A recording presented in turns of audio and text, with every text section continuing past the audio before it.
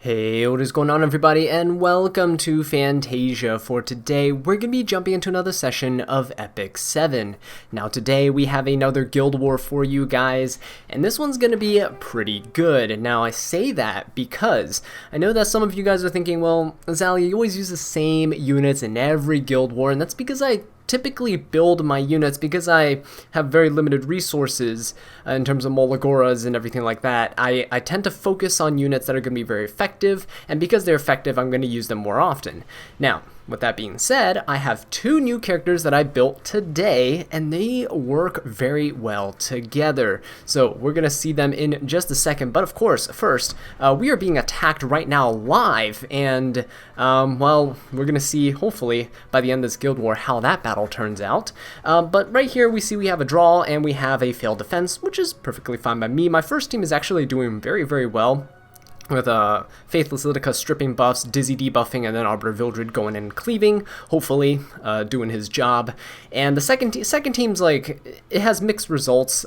Sometimes, like you see here, they do get some wins there, like down here. We have it's showing some mixed results. I'm gonna definitely, once I build up Ruel, I'm definitely gonna be replacing like Lilius with Ruel there, and we'll see how it goes. But as for right now, we seem to be doing okay.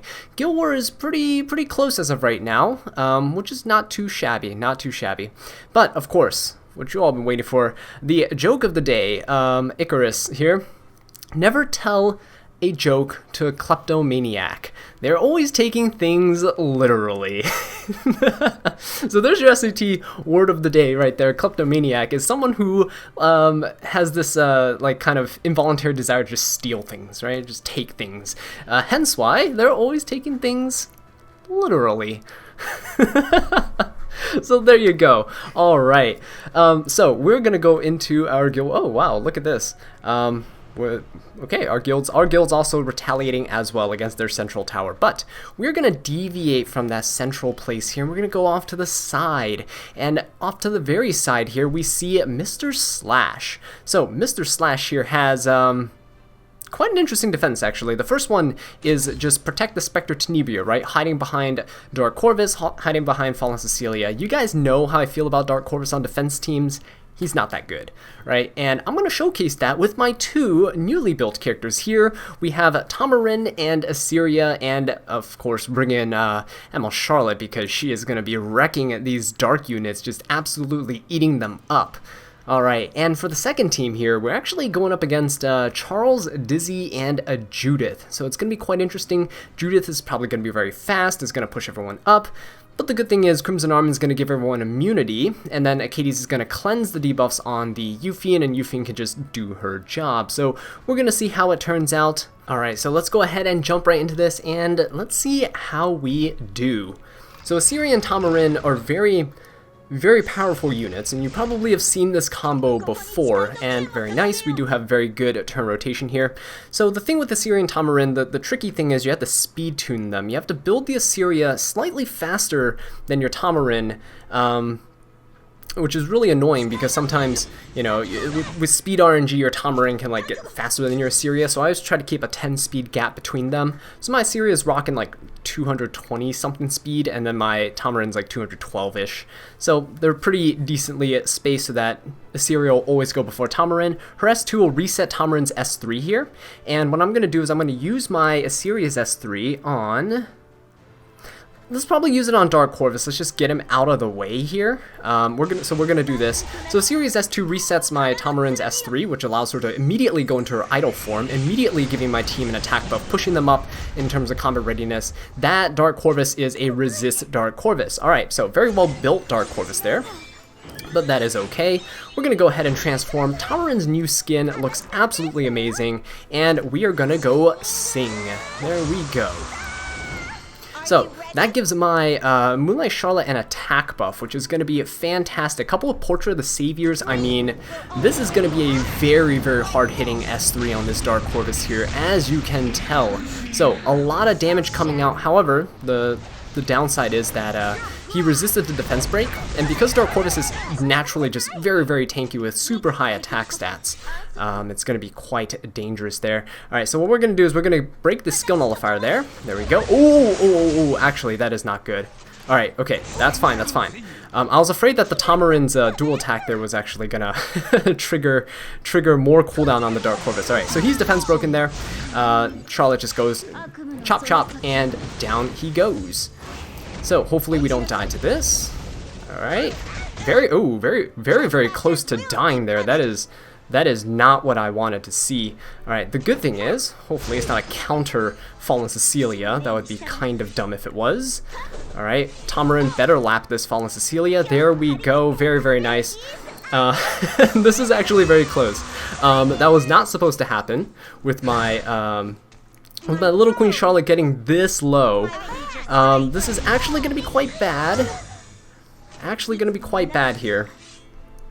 Because my little Queen Charlotte is a little low. So I'm going to have to soul burn this S1 and give a big nice heal there. Very nice. Okay, so we get to live. Okay, there we go. We still live. And I'm going to go ahead and S3 here because I need that heal really bad. So there we go. Chop chop on the Fallen Cecilia. Recover a nice chunk of health all the way back to max. And we can take down this Spectre Tenebria fairly easily now. So we're going to go for the attack here. Tamarin's S1 does do a little bit of healing, which is kind of nice. And, I'm going to go ahead and... I'm just going to reset Idle Form. There's no reason not to. And we're going to get an extra turn. Going to go ahead and pop the S3 here. Now my series is now built for damage. Hopefully we can do this though. Nope, no crit there. Alright, that's unfortunate. If it crit, we would have killed, but that's alright. I highly doubt that this Tenebria is able to kill me. There we go. Yep.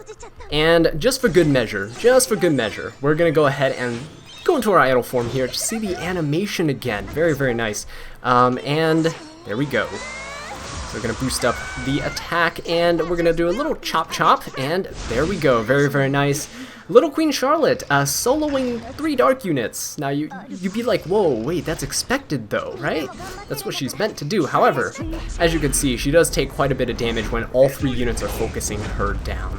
Alright, so Charles is gonna go. That's a bit of damage, that's alright. Funny enough, this Dizzy is actually quite slow, so I'm wondering if it's probably a counter Dizzy built for damage, because they speed tuned it so that Charles went first to give the attack buff to the Dizzy. So if this Dizzy is on Ayla Violin, it might be a little bit, okay, it looks like it might not be. If it was on Ayla Violin, that might have been a little bit scary, but, judging from the turn rotations here, we might be okay. So we're gonna, of course, kill this Charles immediately, because he is the biggest threat, and because he was quite fast, he's gonna be fairly squishy, so we can go ahead and just take him out there. Very nice. Judith is not a problem whatsoever, so we're just gonna go after this Dizzy here. Probably gonna be the biggest threat in terms of just potentially... Oh, there we go. Alright, that's a counter Dizzy, but I think it might be on Abyssal Crown, because it's not really... Yeah, if it had a strip, if it was Ayla Violin, it would have worked by now, because my units here have pretty low effect resistance except for Arcades, and I'm assuming this Dizzy is going to have pretty high effectiveness. Alright, so we're going to go ahead and pop this on the Arcades, heal the Euphine just a little bit. And of course Judith is going to go for Euphine here, but ooh, there we go. Double stun there with the Dizzy. Yeah, Judith is going to go for Euphine because of the elemental advantage, but we're going to go ahead and get rid of the Dizzy, and now we pretty much got this. She's in stealth, but you can hit stealth units as long as they're the only unit left. So we're going to go ahead and do that. And this should do it. There we go. We even got the crit that we did not need. So, very nice. That was essentially a 2v3 situation because Judith doesn't really do too much. However, Judith's utility is really good for just going first, boosting up your cleave units, and have them deal mass amounts of damage. Fortunately, for this team comp, Charles is not really a huge threat because of his S3 is not that threatening, especially when especially when you have a full team. And then Dizzy is not really a cleaver, so not really sure what the whole purpose of this team was. But we managed to pull through in the end. So there we go. First battle of this guild war down. We'll be back with the second one in just a second. Alright guys, welcome back to the second battle of this guild war, going up against Metal Storm here. And so going into this battle, I want to just pretty much showcase how strong Assyria Tamarin really is. Now, I'm bringing in Melissa here. Melissa, I've re-geared slightly. She's actually stronger than she was before, which is actually really good. But I want to try to take this team into the standard kind of meta comp, right? FCC, Charles, CZ Bologna, the trio that people just tend to hate. But they're fairly simple to deal with here. Now, this really banks on, well, two things. One, Melissa landing her curse debuff. It makes it a lot easier if she does. Even if she doesn't, it'll be fine. But Melissa will be pretty much okay because Assyria Tamarin should outspeed this Fallen Cecilia. Even if they don't, we should be okay. For the second team here, though, bring in Lilius, Arbiter Vildred, and Acades. And the reason I'm doing this is mostly because I want to try to trigger as many AoE attacks from Arbiter Vildred as possible, try to kill the Spectre Tenebria. I could just bring in, you know, Euphine and stuff like that, and just one-shot Dizzy, one-shot Momo, and then go for the Tenebria there. But I want to see how this works. Vildred's been treating me fairly well recently, so let's go ahead and see how it goes, shall we? Alright, so my Melissa here is actually running Portrait of the Saviors, which is fairly nice. Ooh, actually, that's a very... Whoa, those are very, very slow units. They're all on immunity. Likely going to be fairly tanky too, so we're going to see if we can actually make this work. Alright, so we're going to go ahead and decrease the duration there. And here's the thing, I can... with Assyria's S3, you can actually strip. Dispels all buffs and then decreases defense, makes him unbuffable. So I'm going to hope that that happens on the Charles, because I'm definitely going to be going in on this Charles. Now, I'm going to be using Melissa's S3 on the CZ Bologna. Okay, Melissa, when she attacks with her S3, makes everything kind of neutral, right? Oh, no defense break. Oh, that kind of sucks. Wow, he resisted defense break, which is kind of what I wanted, but that's okay. It should be okay. Alright, now it's going to be a little iffy. This Charles might be able to live for a turn, because I might have to focus my Melissa on the CZ Bologna. But Melissa's S3 is neutral, so if I use it, it's not going to miss, right?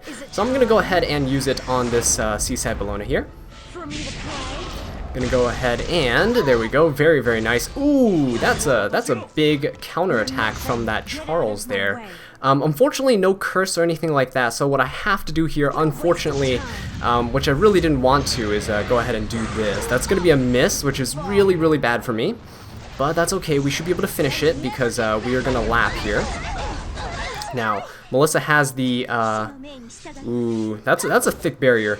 Now, here's the thing, Melissa has the immortality. Alright, there we go, we killed the CZ Bologna. That is Elbrus coming out, though. Good thing is he can't strip idle form, and Melissa should be safe here. She shouldn't die, because immortality is a thing. Alright, there we go. And there we go, very nice. So what I'm going to do here is I'm going to go ahead and try Defense Break Charles. Nope, but there's a counterattack. Oh, we might die here. We might lose Assyria. Alright, good thing is Charles didn't get his attack buff, so we barely survived. We're going to give a nice heal here with my Tamarin. This is just a showcase of barely surviving. Alright, we're going to go ahead and Soul Burn, and we're going to go ahead and S1 into Charles. He is dead, and we should be good to go. So for those of you guys who don't know, Melissa's strongest move is actually not her S3, not her S2, but her Soul Burn S1, and she gets stronger the lower the amount of health she has. So because she had quite low health points there, she was doing fairly good damage. Alright, so what we're going to do is we're going to go ahead and heal with this S2 here. I'm running a Wondrous Potion Vial on my Tamarin, so unfortunately I'm not giving huge heals out with her skills, but hey, look, there we go, Melissa soloing the meta comp. Well, I say soloing, but the sole DPS. Assyria Tamarin put in a lot of work there. Alright, so there we go. Going into this next fight, and a lot of debuffs coming in, which is fine, because Lilius is here for a reason. So Lilius is going to go ahead and use her S3. It's going to go ahead and cleanse, going to hopefully push back the, yes, very nice, Spectre Tenebria. And Spectre Tenebria seems to be fairly squishy, so very nice. Now here's the thing, the Montmorency is definitely going to be using her S3 on the Spectre Tenebria, so that's going to kind of suck. I'm going to go ahead and pop this S2 on Achades, heal up the Arbor Vildred a little bit, so that Spectre Tenebria is going to go after the Lilius if she gets a turn here. Yeah, say that. Oh, okay, she's definitely going to get a turn. That was a big chunky heal. I'm going to go in on this Dizzy, and Arbor Vildred, oh, nope, not Arbor Vildred dual attack. Alright, never mind. This plan is falling apart. So Spectre Tenebria is going after the Achades here. Actually, no, not Achades, Lilius. Sorry. Alright, Dizzy's going to go ahead and push everybody back, which is okay. We're going to go ahead and cleanse here. Now, my Arbiter Vildred is very fast. This Montmorency on the other team is as well. I think it's running Magaraha's Tome, so gotta be careful of that. Alright, gonna go after this Dizzy. Hope it hits Tenebria. It does not. Oh well, that's fine. Please don't stun. Oh, of course you're stunned. Alright, we're gonna go and continue doing this. We're gonna pop this on Achades. Everyone should be on full health, actually. Alright, did not miss my Arbiter Vildred. That kind of sucked. Kind of wish it did, but that's okay. A lot of damage onto Dizzy. She is dead. Gonna go on this Momo. Please, Arbiter Vildred. Nope, of course, Arbiter Vildred. Why would you dual attack? You would not. There's no reason for you to dual attack. It's not like you're the only DPS here. Okay. Yeah, Momo's definitely on Magaraha's, so we're gonna go ahead and cleanse and heal here. Again, it doesn't really matter if Arbiter Vildred dies because he just comes back, right? So, it's all good, but we should be able to survive this fairly easily. I mean, Achades, Lilius are all tanky. Yeah, Lilius is getting CC'd into oblivion. Stunned, slept, oh my god. Alright, well, this is guaranteed to hit the Tenebria, so that's good. Now, if this Lilius would have had a turn there, that Tenebria would be dead. Like, that's a dead Tenebria. But unfortunately, that's not how it works. But we get another turn because Arbiter Vildred's super fast, and we lap the Montmorency. There we go. And she's gonna just try to heal herself now. So, very, very nice. We actually managed to pull that off. I'm just gonna keep going for this S1. There we go. Finally, Vildred finally joins in on the dual attack when there's no secondary unit for him to attack. Alright, there we go. That's right, Vildred. That's what I'm talking about. Alright, we're gonna Soul Burn S3 this. No attack buff or anything. We're running Moonlight Dreamblade. I was hoping that the Dizzy's S3 would trigger the Moonlight Dreamblade, and then I could just, you know, attack the Tenebria with it, but nope. Achades decided she wanted all the dual attacks, and Lilius put to sleep again. Alright, sure. No crit from the Arbiter Vildred for some reason. Got a 90% crit chance there. Alright, yeah, we're just gonna keep whacking away at this Momo. Please stop resetting your skills. That would be fantastic. Alright. There we go. Very nice. And another one, please. Good. We're almost there. Alright, thank you. Finally, did not put my Lilius to sleep. This battle would have been over long ago if Lilius stopped getting slept and stunned. And here we go, finishing off this second battle of the Guild War. Hopefully you guys are enjoying this variety in terms of showcasing team comps and things that I'm just testing out in general. Alright, so we'll be back with the third battle here in just a second. Alright guys, welcome back to the third and final battle of this Guild War. Gonna be going up against this main tower here. Moon Su Mong is the name of this person, and he has, again, this guild seems to really like their dark units. A triple dark unit team on the top, but we're not bringing in Little Queen Charlotte. No, because Arbiter Vildred's there. I'm gonna bring in my Melissa, and I'm gonna showcase how she can take down Arbiter Vildred's. I don't believe this is on Moonlight Dreamblade. I believe this guy is on, what is it called? Alexa's Basket. So we should be okay. I'm definitely going to be fast enough to outspeed all three of these units. The Champion Zerato is the one I'm kind of worried about because he can kind of strip my buffs. So I'm going to focus him down as well as soon as possible if I can. The Apocalypse Ravi apparently is going to hit hard, so hopefully my units can withstand it. I mean, Tamarin has the heals, and everyone's built slightly more on the bulky side in terms of Assyria Tamarin because they're supports. So hopefully we can survive that, but we're gonna have to see. The second team here, bringing in Yufine as my main damage dealer, and the thing with this bottom team is that I really need to kill Maid Chloe as soon as possible. Maid Chloe MO Ken is not really the best thing for me, as you guys can tell from previous videos. So, need to killmate Chloe, gonna bring in Euphine, big guns coming out, right? We're gonna go ahead and smack her down. If she revives, we're gonna smack her down again, and then we're gonna go from there. ML Ken is definitely gonna need Euphine to have the S3 up and ready to go, and yeah, we can easily kill C-Side Bologna, so that's not gonna be a problem. Alright, so let's go ahead and jump into this and see how it goes. Okay, so for the first team here, again, Assyria is going to go ahead and reset my Tamarin. There we go. I would like my Assyria to be on an immunity set, but unfortunately I don't have any fast enough immunity pieces for her here, so that's okay, but that's okay. Here's what I'm going to do. I might actually, I think the Ravi's on Crimson Seed. That's actually a big yikes. Maybe I should, I kind of want to go defense break the Ravi, because I'm pretty sure I can kill this Arbiter Vildred. I might save the S3 here. I'm gonna go for an S1. I'm gonna soften up the Vildred here. It might seem weird, but I don't need, because Melissa's getting the attack buff here, I don't need to get that on the Vildred. So there we go. Gonna go ahead and sing. Push up my Melissa. And because he's on Alexa's basket, I mean, he's not gonna dodge this. There we go. Strip his immunity, doesn't really matter. Gonna go ahead and S3, boom, boom, boom, boom, boom, boom, he is dead. And, oh yeah, right, that's right, I'm running sachets on my Assyria, so if I kill this Vildred twice, which I'm gonna do here, boom, what's an Arbiter Vildred? What was that? Most broken character in the game? Nah, I think you're talking about Ruel, right?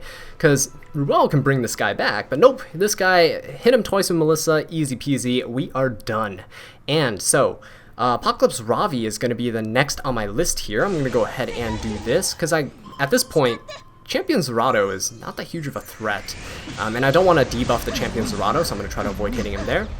Oh, unfortunately, we didn't land the defense break, but that's okay. Crimson Seed procced and got rid of the unbuffable. There we go. Melissa's doing quite a decent little chunk of damage there, but please don't kill. Oh, yeah, definitely won't be able to kill there, because the immortality.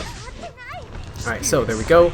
He's going to go ahead and S3. Didn't strip anything, so might not be on Ayla Violin. Actually, no. Probably could be.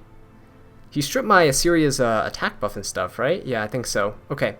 Here's what we're going to do. We're defense broken, which kind of sucks, but we're going to hit the Ravi here. Nope, no defense break.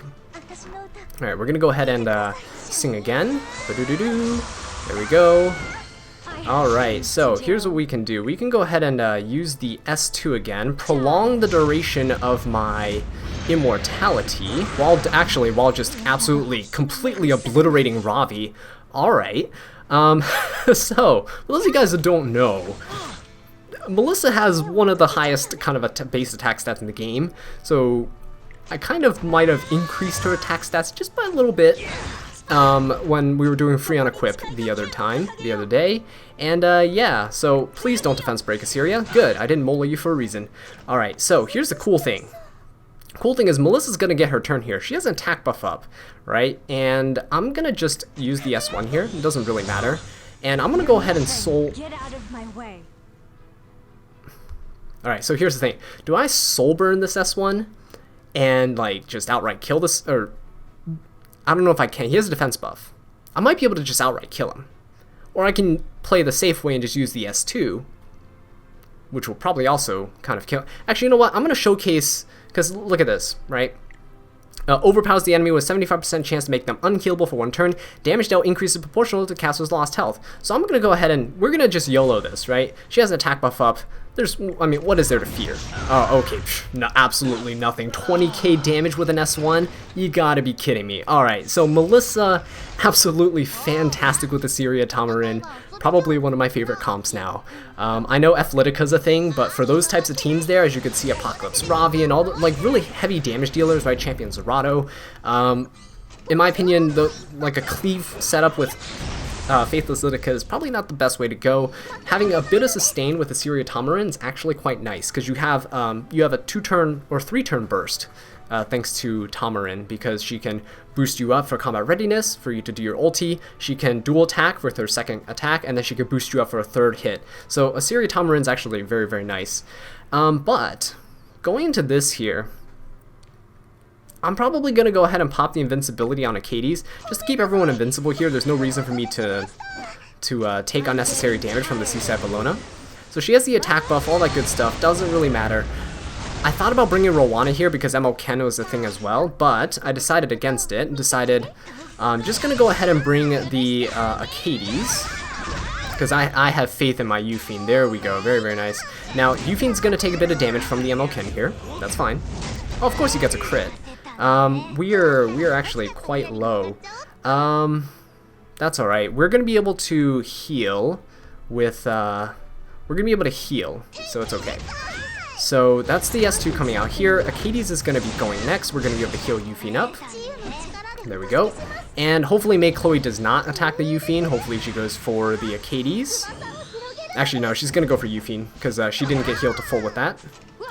But the good thing is Seaside Bologna will not be going for my Yuffie. And ML Ken will be going for my, my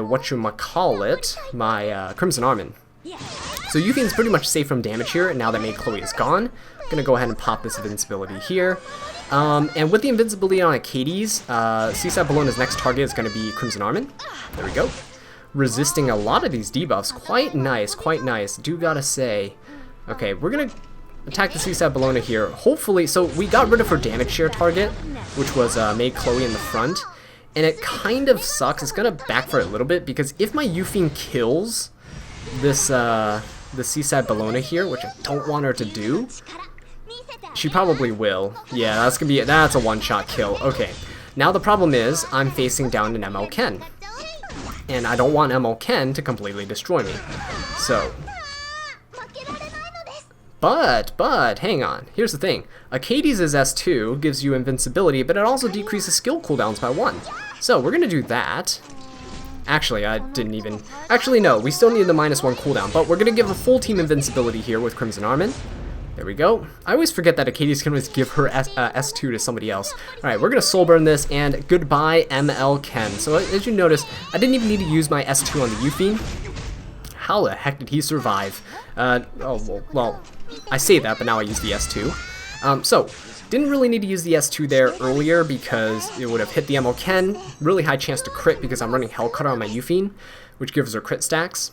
The only reason she didn't crit there is because she went right after her other skill. So I soul burn for an additional turn, which means it drops her crit rate down. It resets the Hellcutter stacks. But anyway, I digress. Didn't need to use the S2 because I didn't need the attack buff. Yuffie is really, really strong at penetrating, dealing more damage to people who are buffed, so that's really good. And so Yuffie easily takes down the ML Ken. Didn't want any counterattack shenanigans, as we know from past experiences with Seaside Bologna. Alright, so that does it, everybody, for this Guild War. Hopefully you guys are enjoying this. I am really loving Assyria and Tamarin, and actually, let's see how this battle went. Oh, hey, look, remember that battle at the beginning of the Guild War? Yeah, so we got another draw with our first team with Lidica, Vildred, and Dizzy. Very, very nice. This seems to be very effective. I just need to change out this Lilius in the bottom team for Ruel once I get her built up. But she is in line waiting. So Assyria Tamarin is built.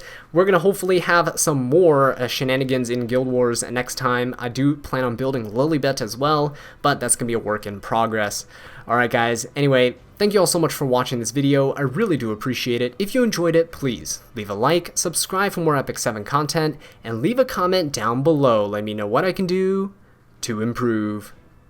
And until next time, take care.